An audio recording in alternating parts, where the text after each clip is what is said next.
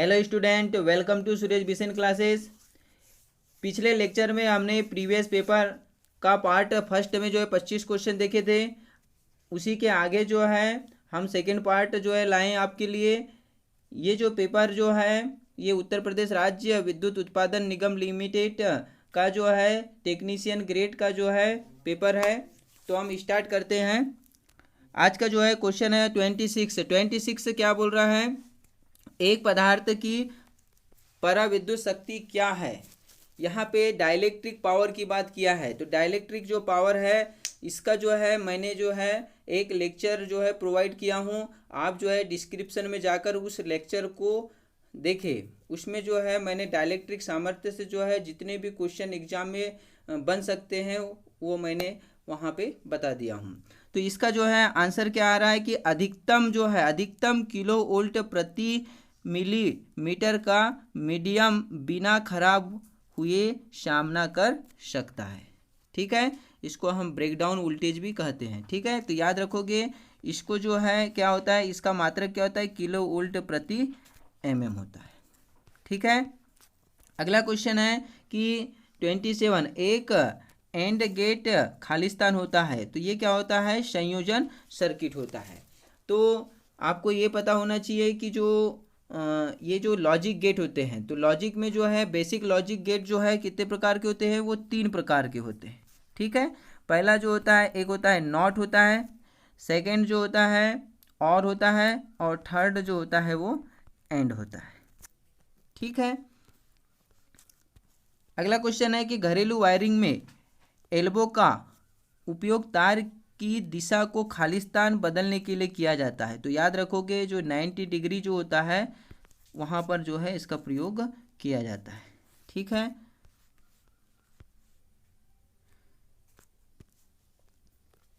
Question है कि किसी डीसी जनरेटर में कम्यूटेटर का प्रयोजन क्या होता है, तो एसी को डीसी करंट में बदलना होता है। ठीक है, इसके बाद है अगला क्वेश्चन है यदि किसी डीसी जनरेटर का शून्य लोड वोल्टेज तथा पूर्ण लोड वोल्टेज समान हो तो बोल रहा है खालिस्तान है, वो किस टाइप का जो है जनरेटर है। तो ये जो है यहाँ पर जो है कंपाउंड जो जनरेटर है इसको 3 भागों में डिवाइड किया है। एक होता है लेवल, एक होता है अंडर और एक होता है ओवर। ठीक है, तो यहाँ पर कौन सा आ जाएगा, हमारा लेवल टाइप का आ जाएगा। ठीक, अगला क्वेश्चन है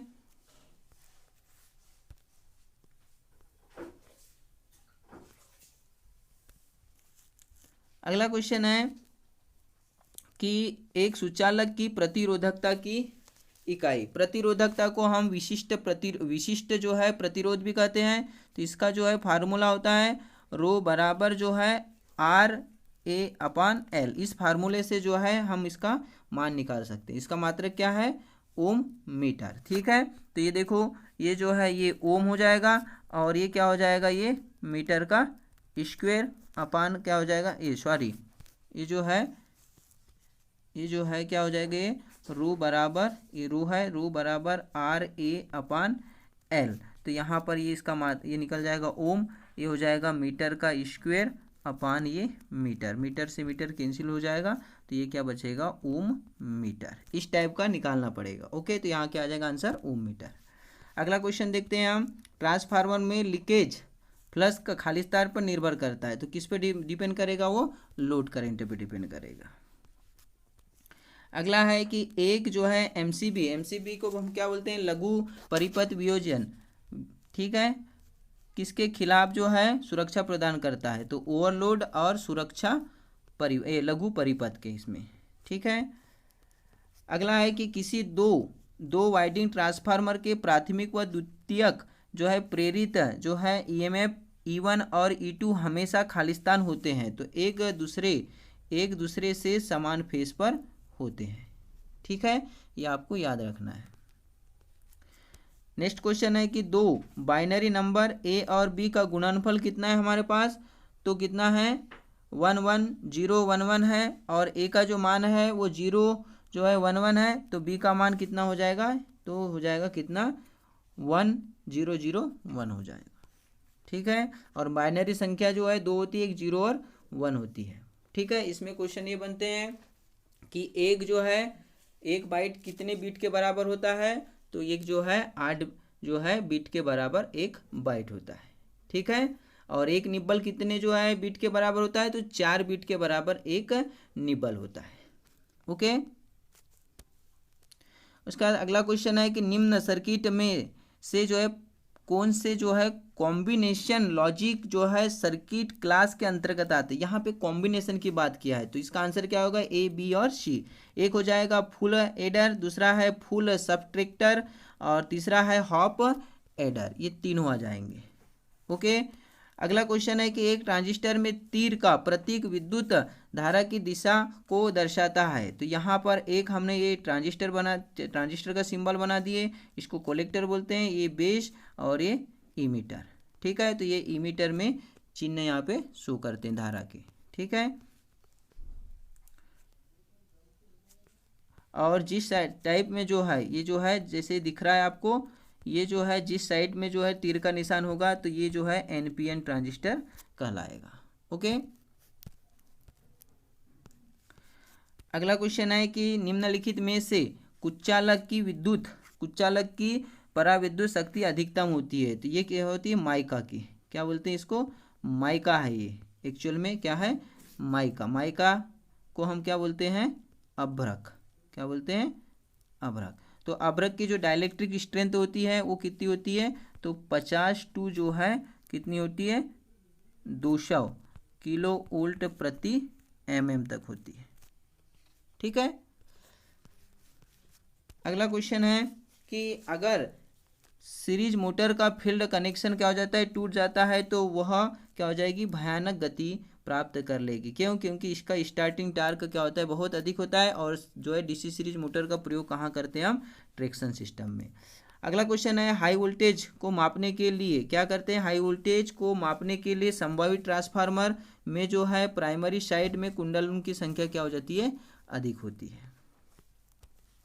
अगला है कि एक स्टार कनेक्शन या कनेक्टेड प्रणाली में लाइन वोल्टेज किसके बराबर होता है, किसके बराबर होता है स्टार में। तो यहाँ पे याद रखोगे स्टार कनेक्शन में जो है फेस करंट बराबर क्या होता है, लाइन करंट के बराबर हो जाता है।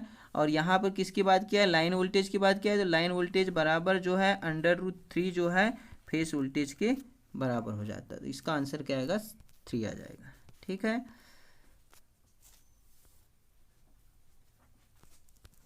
अगला क्वेश्चन है कि बिजली से लगने वाली आग को बुझाने के लिए किस प्रकार के अग्निशामक का प्रयोग करते हैं। तो यहाँ पर जो है हेलान टाइप का अग्निशामक का प्रयोग करते हैं। ठीक है, इसमें जो है हमारा जो है CTC कार्बन टेट्राक्लोराइड CO2 भी आ जाता है। ठीक है, उसके बाद में 3 पिन वाले प्लग में तीसरी पिन किस लिए प्रदान करते हैं, तो अर्थिंग के लिए प्रदान करते हैं, जिसको भू संपर्कन प्रदान करने के लिए। ओके, अगला क्वेश्चन है किसी ट्रांसफार्मर की कार्य कुशलता तब अधिकतम होती है, तब अधिकतम होती है जब क्या हो जाएगा, तुम्हारे पास लाइन क्या हो जाएगा कि आयरन लॉस और कॉपर लॉस बराबर हो जाएंगे। ठीक है, तो यहाँ पर कॉपर लॉस और आयरन लॉस क्या हो जाएंगे, बराबर हो जाएंगे, तब जो है ट्रांसफार्मर की कार्य कुशलता उच्चतम होगी। ठीक है, विद्युत जो है ऊर्जा की इकाई क्या हो जाती है, kWh हो जाती है। ठीक है, इसके बराबर क्या हो जाती है, यूनिट होती है। ओके, उसके बाद क्या बोल रहा है कि 2 तरफ के एक स्विच में टर्मिनलों की संख्या कितनी हो जाएगी, तो 3 हो जाएगी।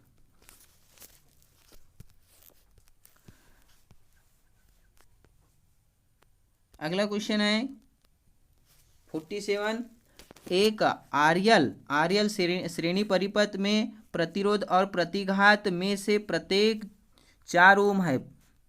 इस परिपथ में बोल रहा है विद्युत धारा खालिस्तान अंश होगी, तो कितना होगी, वोल्टेज से जो है 40 अंश कम हो जाएगी। अगला क्वेश्चन है वोल्टमीटर की प्रेशर कॉइल खालिस्तान होते हैं। तो प्रेशर कॉइल जो है वोल्टमीटर की अगर बात कर रहा है तो जो प्रेशर कॉइल है वो क्या करेंगे अपन, तो महीन तार की रहेगी। कैसी रहेगी, तो महीन तार के अधिक क्या रहेंगे, चक्कर रहेंगे। ये प्रेशर कॉइल की बात किया। अगर यहाँ पे करंट कॉइल की बात करता, किसकी, करंट कॉइल की, ये करंट जो है ये कॉइल है, तो करंट कॉइल में क्या हो जाता है, ये करंट कॉइल है, तो करंट कॉइल में जो है क्या रहेगा, मोटे जो है तार के कुछ चक्कर रहेंगे। ओके, अगला है कि अर्थिंग या भू तार किस के बने होते हैं, तो किसके बने होते हैं, गैल्वेनाइज्ड स्टैंडर्ड स्टील के बने होते हैं। अगला है वोल्टेज ग्रेडिंग। अगला क्वेश्चन है 50। वोल्टेज ग्रेडिंग का अर्थ है कि तार बिना किसी क्षति के खालिस्तान को झेलेगा, किसको झेलेगा, दी गई वोल्टेज को झेलेगा। अगला क्वेश्चन है कि IS कोड के अनुसार भूसंपर्कन यानी अर्थिंग किस रंग के तार का प्रयोग किया जाता है, तो अर्थिंग के लिए किसका प्रयोग करेंगे हम, तो यहाँ पे हरा का प्रयोग करेंगे। अगर यहाँ पे न्यूट्रल की बात कर रहा है, किसकी, न्यूट्रल की बात कर रहा है, तो न्यूट्रल के लिए अपन किसका प्रयोग करेंगे, यहाँ पर न्यूट्रल के लिए तो यहाँ पे काला का प्रयोग करेंगे। ओके, अगला है कि इलेक्ट्रोस्टैटिक उपकरण को खालिस्तान, क्या बोल रहा है कि इलेक्ट्रोस्टैटिक जो है उपकरण को खालिस्तान के मापने में प्रयोग किया जाता है, तो किसका जो है प्रयोग करेंगे यहाँ पर, तो यहाँ पर वोल्टेज की बात आ जाएगी, यहाँ पर केवल क्या हो जाएगी, वोल्टेज। तो याद रखोगे आप कि जहाँ पर भी इलेक्ट्रोस्टैटिक की बात कर दिया तो वहाँ पे क्या आ जाएगा, वोल्टेज आ जाएगा। Okay, transformer. अगला क्वेश्चन है ट्रांसफार्मर को खालिस्तान में बोल रहा रेट किया जाता है, तो इसकी रेटिंग क्या हो जाती है, KVA हो जाती है, किलो वोल्ट एम्पियर। आंसर ये हो जाएगा। ओके, अगला है लेप वाउंड। क्या बोल रहा है कि लेप वाउंड DC मशीन में समानांतर पथों की संख्या, तो लेप की बात है, तो लेप में क्या हो जाता है कि A बराबर क्या हो जाता है P, यानी समानांतर पथों की संख्या जो है वो पोल के क्या हो जाती है, बराबर। तो यहाँ पे क्या आ जाएगा, और अगर वेव की बात कर रहे हैं तो वेव में समानांतर पथों की संख्या क्या हो जाती है, 2 होगी। तो यहाँ पे हमारा आंसर क्या आ जाएगा, यहाँ पे कि पोलों की संख्या के बराबर होती है। ठीक है, अगला है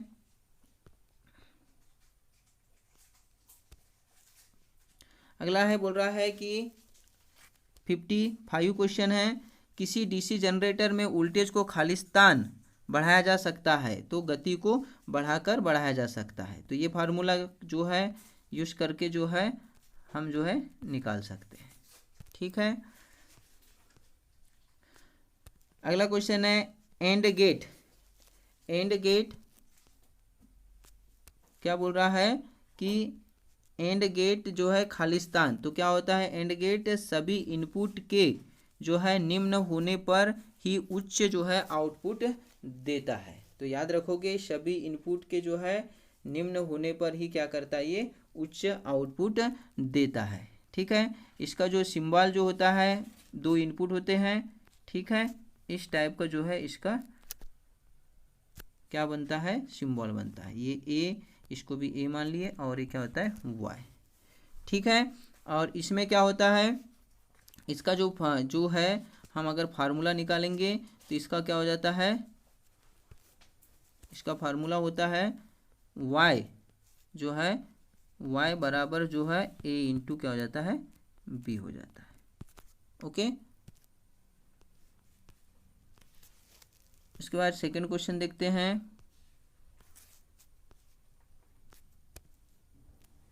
57 है, एक संतुलित की बात कर रहे हैं, एक संतुलित 3 फेज कनेक्टेड प्रणाली में प्रत्येक फेज में एम्पियर धारा जो है प्रवाहित होगी, तो क्या हो जाएगी, यहाँ पर न्यूट्रल का जो है क्या बोल रहा है, न्यूट्रल तार में विद्युत धारा क्या हो जाएगी, 0 हो जाएगी। तो याद रखोगे यहाँ पे संतुलन की कंडीशन रहेगी, तो यहाँ पर जो है धारा का मान क्या हो जाएगा, 0 हो जाएगा। ओके, न्यूट्रल धारा का मान क्या हो जाएगा, 0 हो जाएगा।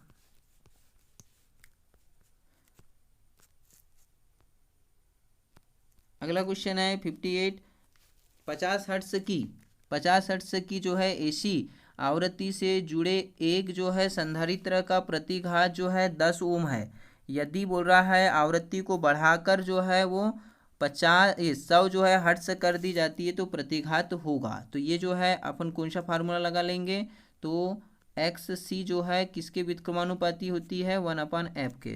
तो यहाँ पर बोल रहा है अगर इसका मान पहले कितने था, यहाँ 10 था, तो उस समय ये 50 थी।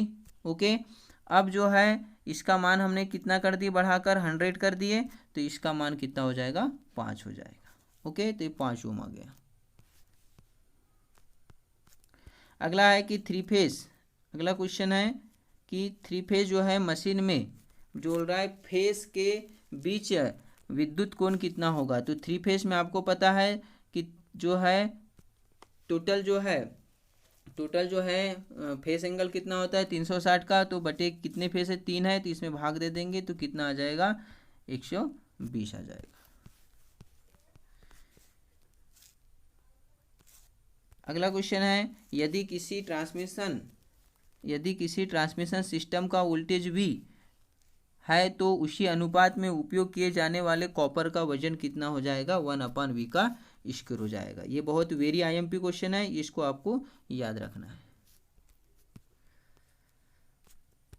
अगला क्वेश्चन है कि जब एक लचीली पाइप को एक कठोर पाइप से जोड़ा जाता है तो किस प्रकार के जो है युग्मक का उपयोग या प्रयोग किया जाता है। तो यहाँ पर संयोजक युग्मक का प्रयोग किया जाता है। किसकी बात कर रहा है यहाँ पे, लचीली पाइप को एक कठोर पाइप से जोड़ा जाता है तब की बात कर रहा है। ओके, अगला क्वेश्चन है कि इंडक्शन मोटर में अधिकतम टार्क जो है पैदा होता है। तो यहाँ इंडक्शन मोटर की बात कर रहा है, तो यहाँ पर क्या हो जाएगा, रोटर का प्रतिरोध और जो है रोटर प्रतिघात। तो यहाँ पे जो है क्या हो जाएगा, यहाँ पर हम कह सकते हैं कि जो है R बराबर क्या हो जाएगा, X। ठीक है, अगला क्वेश्चन है कि कौन सा कुचालक पदार्थ जो है खराब होने से पहले सबसे कम वोल्टेज झेलेगा। तो यहाँ पे कौन सा आ जाएगा, कागज आ जाएगा। अगला है FET एक डिवाइस है, इसमें खालिस्तान होता है। यहाँ पर किसकी बात कर रहा है, FET, और FET को हम क्या बोलते हैं, फील्ड इफेक्ट ट्रांजिस्टर कहते हैं। ठीक है, तो ये क्या बोल रहा है, ये नहीं, क्या आ जाएगा इसका, तो ये लास्ट वाला आ जाएगा, कौन सा आएगा कि उच्च इनपुट प्रतिबाधा और नियंत्रित वोल्टेज। ओके, अगला है 65 एक NPN ट्रांजिस्टर में लीकेज विद्युत धारा किसके प्रवाह के कारण होती है, किसके प्रवाह के कारण होती है। तो यहाँ पर है सग्रहता से आधार की ओर बोल रहा है छिद्र के कारण होती है।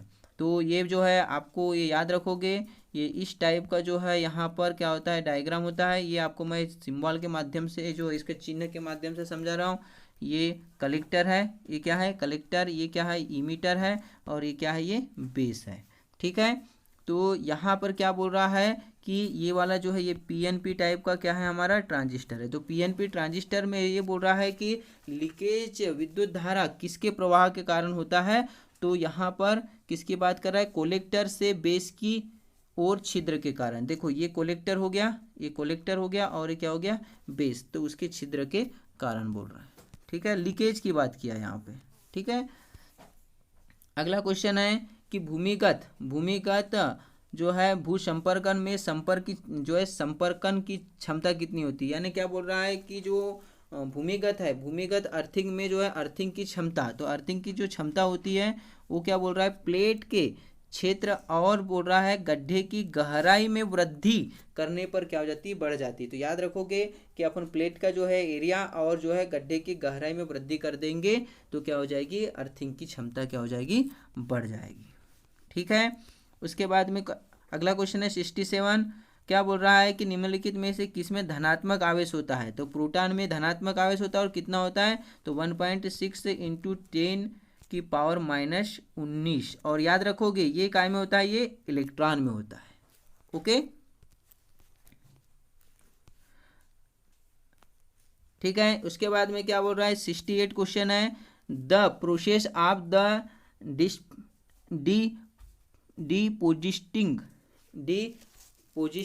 On the metal on the another metal in now ES बोल रहा है। तो यहाँ पे याद रखोगे आप कि यहाँ पर क्या बोल रहा है कि हमारे को क्या करना है, डिपोजिटिंग बोल रहा है, डिपोजिटिंग ऑन मेटल ऑन जो है अनादर जो है मेटल नाउ। तो यहाँ पर क्या होगा, इलेक्ट्रोप्लेटिंग का प्रयोग। तो इलेक्ट्रोप्लेटिंग जो है हम यहाँ कहाँ करते हैं, जिसको अपन क्या बोलते हैं, विद्युत लेपन। क्या बोलते हैं, विद्युत लेपन। तो यहाँ पर किसका प्रयोग करेंगे, हम विद्युत लेपन का प्रयोग करेंगे। ठीक है, मेटल के रूप में जो है मेटल को क्या करेंगे, एक धातु रहेगी, धातु के ऊपर क्या करेंगे, विद्युत लेपन करेंगे। परंतु ये जो तकनीक होती है ये केवल डीसी के द्वारा संपन्न होती है। ठीक है,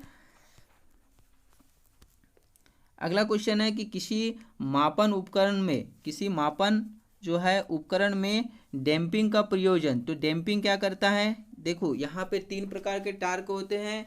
एक होता है डिफ्लेक्टिंग टार्क, एक कंट्रोलिंग और एक डैम्पिंग टार्क। डैम्पिंग टार्क क्या करेगा, जो पॉइंटर रहता है तो पॉइंटर को तेजी से जो है स्थिर गति में लाना होता है।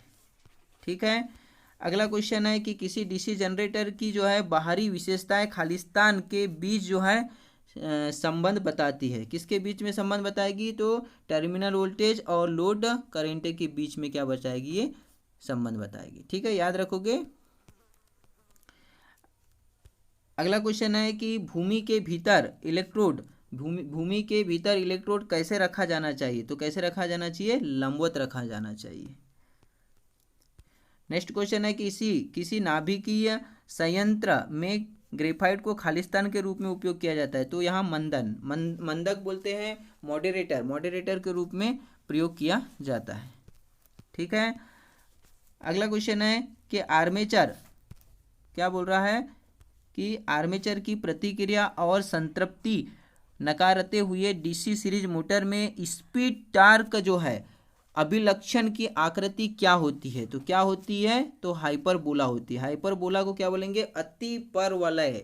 ठीक है,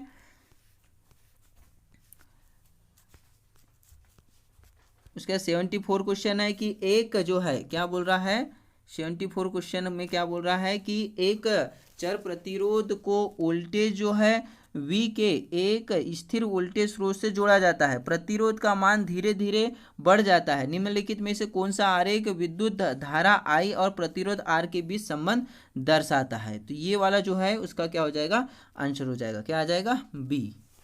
ठीक है, तो इस जो है टॉपिक का ये लास्ट क्वेश्चन है, इस पेपर का जो है लास्ट क्वेश्चन है। क्या बोल रहा है, तापीय जो है पावर स्टेशन में इकोनोमाइजर का कार्य खालिस्तान को गर्म करना होता है। तो किसको गर्म करना होता है यहाँ पे, तो याद रखोगे एग्जॉस्ट गैसों से भीतर आने वाले पानी। तो याद रखोगे कि तापीय पावर स्टेशन में इकोनोमाइजर का कार्य खालिस्तान को गर्म करना है, तो एग्जॉस्ट गैसों से भीतर आने वाले पानी को। ओके, तो स्टूडेंट आज के लिए इतना ही। तो आई होप आपको मेरा लेक्चर समझ आया होगा। तो आप मेरे चैनल को सब्सक्राइब करना ना भूलें। Thank you for watching my video.